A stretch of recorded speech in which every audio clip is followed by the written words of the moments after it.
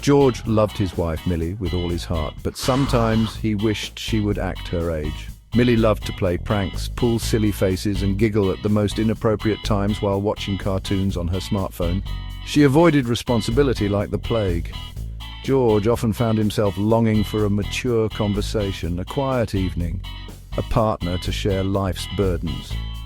One evening, George found Millie blowing bubbles with his beer. The bubbles popped, splattering frothy beer all over his clean shirt. He couldn't hold it anymore. "Millie, when will you ever grow up?"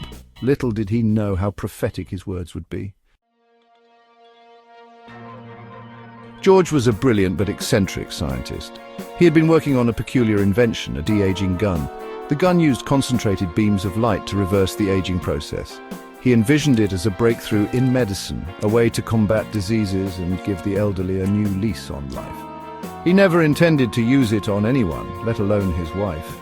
But after the bubble incident, George, in a fit of frustration, decided to teach Millie a lesson.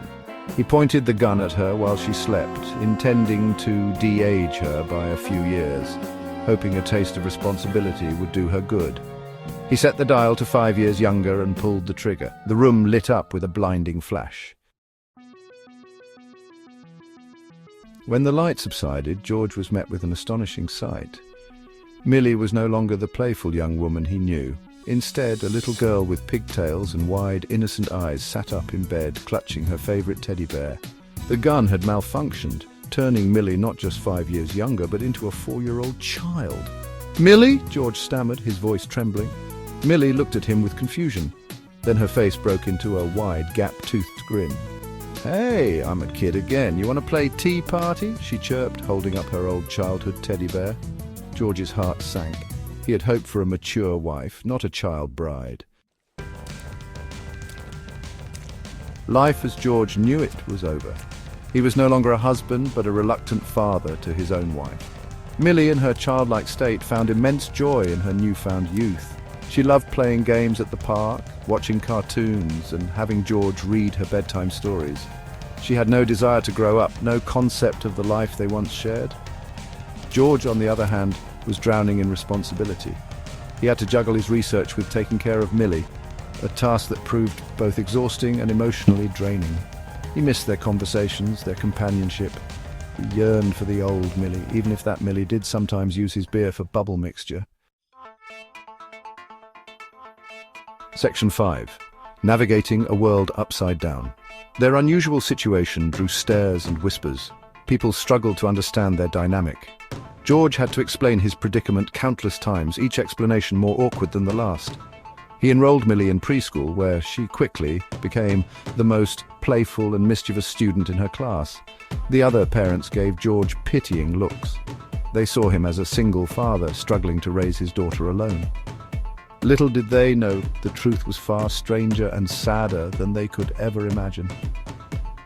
George's heart ached with every single father remark, a constant reminder of the life he'd lost. Millie happily called him Daddy. Despite the challenges, there were moments of unexpected joy. Millie's laughter was infectious. Her innocence was a balm on his weary soul. He found himself enjoying their tea parties, albeit with imaginary tea and plastic cookies. Millie happily playing her role as a little girl, giving up on trying to act like an adult. He learned to braid hair, tell captivating bedtime stories, and appreciate the simple wonders of the world through Millie's eyes. One sunny afternoon, while pushing Millie on a swing set, she looked at him with her big, innocent eyes and asked, "Daddy, can we get ice cream?" Something in his heart softened. He ruffled her hair and replied, "Of course, Munchkin. What kind of daddy would I be if I didn't get you ice cream?" However, the novelty of their situation began to wear off. Rumors spread like wildfire in their small town. Some whispered that George had kept her as a child so he could control her. Others speculated that Millie was a strange experiment gone wrong.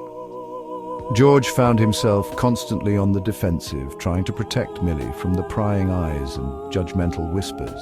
The social isolation took its toll. George longed for adult conversation, for someone who could understand his plight. He found it in a hired babysitter named Catherine. a charming young woman who adored Millie and found George charming. Millie, oblivious to the social complexities, remained happy in her childlike world, leaving George to carry the weight of their unusual reality. One evening, George stumbled upon Millie playing with his de-aging gun. Panic surged through him. He lunged for the gun, but Millie, with surprising agility, dodged his grasp. "I want to be like this forever, Daddy," she giggled, pointing the gun at herself. Before George could react, the gun went off in a blinding flash. George braced himself for the worst, unsure what effect the gun would have this time. When the light faded, Millie remained unchanged, a 4-year-old girl with a mischievous glint in her eye.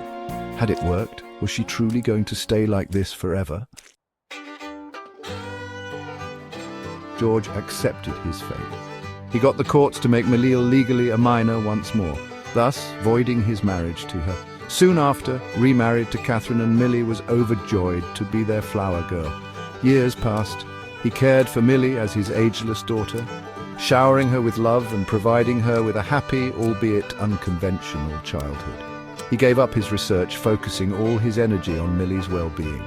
He realized that sometimes life throws you a curveball, and you just have to learn to hit it.